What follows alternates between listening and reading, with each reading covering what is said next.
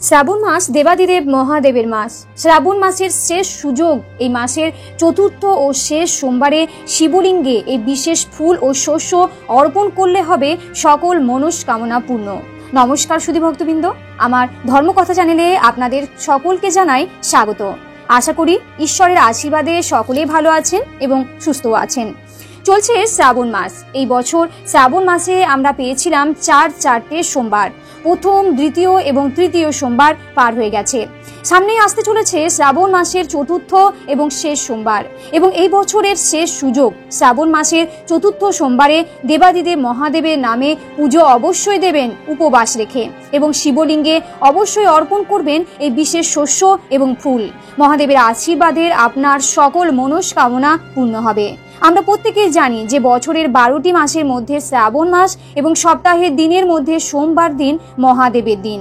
বাবার ভক্তরা সারা বছর অপেক্ষা করে থাকেন শ্রাবণ মাসের জন্য। শ্রাবণ মাসের সোমবারে ভক্তি এবং নিষ্ঠা নিয়ে দেবাদিদেব মহাদেবের নামে উপবাস রেখে শ্রাবণ সোমবারে ব্রত করলে বাবার সেই ভক্তদের ডাকে অবশ্যই সাড়া দেন এবং তাদের সকল মনস্কামনা পূর্ণও করেন। তাই শ্রাবণ মাসের চতুর্থ এবং শেষ সোমবারে দেবাদিদেব মহাদেবের নামে ব্রত রাখতে কিন্তু ভুলবেন না, এবং অবশ্যই শিবলিঙ্গে অর্পণ করবেন এই বিশেষ শস্য ও ফুল।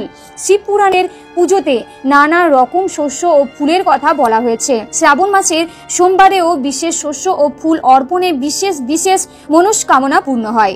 আজকের এই ভিডিওতে সেই বিষয়েই আমরা আলোচনা করব যে কোন শস্য অর্পণ করলে শ্রাবণ মাসের চতুর্থ সোমবারে কোন বিশেষ মনস্কামনা হবে পূর্ণ। তাই আপনাদের কাছে আমার একান্ত অনুরোধ, আপনারা অবশ্যই চেষ্টা করবেন ভিডিওটি স্কিপ না করে পুরোটাই দেখার, এবং দেখার পরে যদি ভালো লাগে তাহলে অবশ্যই ভিডিওটি লাইক করবেন এবং কমেন্টসে লিখবেন হর হর মহাদেব, এবং ভিডিওটি অবশ্যই শেয়ার করবেন আপনাদের নিকট আত্মীয় স্বজন এবং বন্ধু বান্ধবদের সাথে। শ্রাবণ মাসের শেষ সুযোগ সামনে আসতে চলেছে। শ্রাবণ মাসের চতুর্থ এবং শেষ সোমবার, তাই এই ভিডিওটি পেলে অনেকেই উপকৃত হবেন। এবার আসা যাক মূল পর্বে। যদি এখনো পর্যন্ত সবুজ মুগ ডাল অর্পণ না করেছেন, তাহলে শ্রাবণ মাসের শেষ সোমবারে শিবলিঙ্গে অর্পণ করুন মুগ ডাল। এই ডাল অর্পণ করলে ব্যক্তির সমস্ত মনস্কামনা পূরণ হয়। সুখ ও ঐশ্বর্য লাভের জন্য মুগ ডাল দিয়ে শিবের পুজো করুন। শ্রাবণ মাসের সোমবার মহাদেবকে সবুজ মুগ ডাল অর্পণ করতে যেন ভুলবেন না। গোটা মুগ অর্পণ করলে জীবনের সমস্ত সমস্যা বাধা থেকে মুক্তি পাওয়া যায়। শিব পুরাণ অনুযায়ী কোনো বিশেষ কাজ ও মনস্কামনা পূরণে প্রার্থনা করে শিবকে মুগ ডাল অর্পণ করলে তা অবশ্যই পূর্ণ হয়। দ্বিতীয় যে ডালটি শিবলিঙ্গে আপনারা অর্পণ করতে পারেন সোমবারে, সেটি হচ্ছে অড়হর ডাল। শিব পুরাণে মহাদেবকে পৃথক পৃথক অন্ন অর্পণ করে সুখ, সৌভাগ্য ও অর্থ সহ একাধিক ফল লাভের প্রসঙ্গে আলোচনা করা হয়েছে। এই বিভিন্ন ধরনের অন্ন সোর্সের মধ্যে অন্যতম হলো অড়হর ডাল ও পাতা দিয়ে শিবের পুজো করলে শরীর ও মনের সঙ্গে জড়িত দুঃখ দূর হয়। আবার কোনো জাতক যদি আর্থিক কষ্টে ভুগতে থাকেন, তারা অড়হর ডাল অর্পণ করলে সে সমস্যা থেকে মুক্তি পাবেন। শ্রাবণ মাসে শিব ঠাকুরকে এই ডাল অর্পণের সময় ওম নমঃ শিবায় মন্ত্র জপ করতে কিন্তু ভুলবেন না। তৃতীয় যে ডালটি শিবলিঙ্গে অর্পণ করতে পারেন সেটি হচ্ছে ছোলার ডাল। বিশেষ করে অবিবাহিত জাতক বা বিবাহে বাধা আছে যাদের, তারা শ্রাবণের সোমবারে শিবকে ছোলার ডাল অর্পণ করুন। এর ফলে বিবাহের বাধা দূর হবে। বাধা পাশাপাশি অবিবাহিত ও বিবাহযোগ্য জাতক জাতিকারা শ্রেষ্ঠ জীবন সঙ্গী লাভ করবেন। উল্লেখ্য, শিব পুজোয় বেলপাতা অর্পণের বিশেষ মাহাত্ম্য রয়েছে, কারণ এর ফলে সমস্ত পাপ নাশ হয় এবং ব্যক্তি ঐশ্বর্য ও বৈভব লাভ করতে পারেন। কাটা বা ছেঁড়া বেলপাতা দিয়ে শিব পুজো করার পরিবর্তে ছোলার ডাল অর্পণ করুন। পাতার ব্যবহার কিন্তু নিষিদ্ধ। চতুর্থ যে ডালটি আপনারা শিবলিঙ্গে অর্পণ করতে পারেন সেটি হচ্ছে বিউলির ডাল। শ্রাবণ মাসে শিব ঠাকুরকে খুশি করার জন্য বিভিন্ন উপায় করেন ভক্তরা। তার আশীর্বাদ জাতকের জীবন থেকে সমস্ত দুঃখ ও কষ্ট দূর করে নেয়। আবার যে জাতিকার জীবনে শনির দশা চলছে, তারা শ্রাবণ মাসের শনিবার শিব ঠাকুরকে গোটা বিউলির ডাল অর্পণ করতে পারেন। শিবকে শনির গুরু মনে করা হয়, তাই শ্রাবণ মাসে বিশেষ উপায়ে করলে শনি ঠাকুর এবং শিব উভয়েই প্রসন্ন হন। পঞ্চম যে শস্যটি শিবলিঙ্গে অর্পণ করতে পারেন, এবং সেটি শ্রাবণ মাসের সোমবার কেন, প্রতিদিন অর্পণ করতে পারেন সেটি হচ্ছে অক্ষত অর্থাৎ অখণ্ড গোটা আতপ চাল। যে কোনো দেবী এবং দেবতার পুজোতে আতপ চাল লাগে। যে কোনো পুজোয় আতপ চাল বা অক্ষত ব্যবহার করা অত্যন্ত শুভ বলে মনে করা হয়। শিবলিঙ্গে অক্ষত অর্থাৎ অখণ্ড চাল অর্পণ করলে কলহ থেকে মুক্তি লাভ করা যায় এবং জীবনে শান্তির আগমন ঘটে। চাল অর্পণ করলে সেই ব্যক্তি মা লক্ষ্মীর আশীর্বাদ লাভ করেন এবং প্রচুর ধন অর্জন করতে পারেন। তবে শিব পুজোয় কখনো ভাঙা চাল অর্পণ করতে নেই। অক্ষত অর্পণ করবার সময় ওম নমঃ শিবায় মন্ত্র জপ করতে কিন্তু ভুলবেন না। আপনারা যে শস্যই শিবলিঙ্গে অর্পণ করুন না কেন সেটি যেন গোটা থাকে, সেই বিষয়ে বিশেষভাবে খেয়াল রাখবেন। কখনোই কোনো ভাঙা জিনিস বা ক্ষত জিনিস শিবলিঙ্গে অর্পণ করা উচিত নয়, তা সে শস্যই হোক না কেন।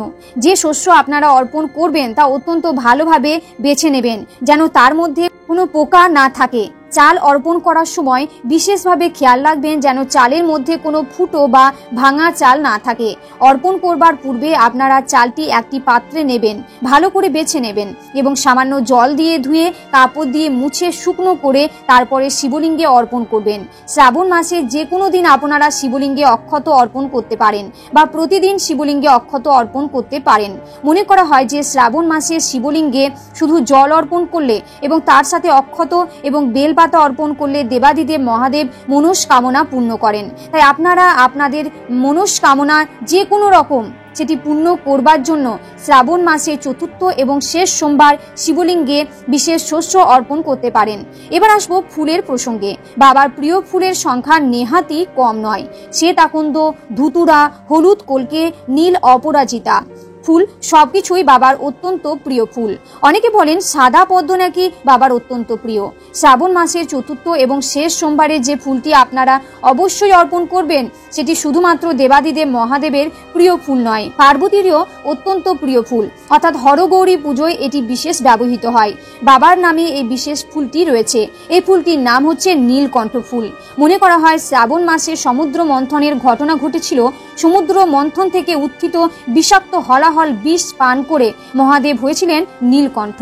তাই শ্রাবণ মাসের সোমবারে শিবলিঙ্গে নীলকণ্ঠ ফুল অর্পণ করলে এবং নীলকণ্ঠ ফুলের মালা দেবাদিদেব মহাদেবকে পরালে সারা বছর সুস্থ শরীর ও নীরব দেহ লাভ করা যায় এবং জীবনের স্থিতিশীলতা আসে এবং মনে শান্তিও আসে। শুধুমাত্র মহাদেবের নয়, পার্বতীরও অত্যন্ত প্রিয় ফুল হচ্ছে নীলকণ্ঠ ফুল। আপনারা অনেকে হয়তো জানেন যে মা দুর্গা পুজোয় নীলকণ্ঠ ফুল অবশ্যই লাগে। এই ফুল আবার মা দুর্গারও প্রিয় ফুল। এই ফুলের অপর নাম অপরাজিতা। মনে করা হয় দেবী দুর্গাকে এই ফুল অর্পণ করলে সারা জীবনে অপরাজিত থাকা যায়, অর্থাৎ জীবনে কেউ আপনাকে কখনোই পরাজিত করতে পারবে না। তাই শ্রাবণ মাসে চতুর্থ ও শেষ সোমবারে শুধুমাত্র মহাদেবের নয়, আপনারা হরগৌরীর পুজো করুন এবং অবশ্যই শিবলিঙ্গে এবং মা পার্বতীর কাছে নীল রঙের অপরাজিত ফুল অর্পণ করতে পারেন। এর ফলে জীবনে যাবতীয় সমস্যার সমাধান হবে। মা পার্বতীর এবং দেবাদিদেব মহাদেবের আশীর্বাদে জীবনে বাধা বিপত্তি মুক্ত হয়ে জীবনে অপরাজিত থাকতে পারবেন। যদি আপনারা শ্রাবণ মাসের কোনো সোমবারে বা কোনো দিন এখনো পর্যন্ত নীলকণ্ঠ ফুল শিবলিঙ্গে অর্পণ না করে থাকেন তাহলে শ্রাবণ মাসের চতুর্থ এবং শেষ সোমবারে অবশ্যই শিবলিঙ্গে নীলকণ্ঠ ফুল অর্পণ করবেন। তবে হ্যাঁ, অর্পণ করার সময় দেখে নেবেন নীলকণ্ঠ ফুল না খুব নরম প্রকৃতির হয়। বাজারে প্রচুর পরিমাণে পাওয়া গেলেও যেন ছেঁড়া ফাটা ফুল না হয়, সেটি দেখে আপনারা শিবলিঙ্গে অর্পণ করতে পারেন। তাছাড়া বাবার অত্যন্ত প্রিয় ফুল রয়েছে ধুতুরা ফুল এবং অত্যন্ত প্রিয় ফুল হচ্ছে শ্বেত রঙের আকন্দ ফুল। আপনারা এই ফুলগুলো শিবলিঙ্গে অর্পণ করতে পারেন শ্রাবণ মাসের শেষ সোমবারে। এবং অবশ্যই বাবার সর্বাধিক প্রিয় ফুল সেটি হচ্ছে বেল গাছের ফুল। বেল গাছের ফল যেমন বাবার প্রিয়, বেল পাতা ছাড়া যেমন পুজো অসম্পূর্ণ, ঠিক সেরকম ভাবে বেল গাছের ফুলও বাবার সর্বাধিক প্রিয় ফুল। তবে এই ফুল পাওয়া দুর্লভ, বাজারে পয়সা দিয়ে আপনি কিনতে পারবেন না, কিন্তু যদি কোথাও আপনি জোগাড় করতে পারেন, কোনোভাবে জোগাড় করতে পারেন, তাহলে শ্রাবণ মাসের শেষ সোমবারে শিবলিঙ্গে বেল ফুলও আপনারা অর্পণ করতে পারেন। এতেও দেবাদিদেব মহাদেব প্রীতি হন, কারণ বেল ফুলেও মা পার্বতীর বাস।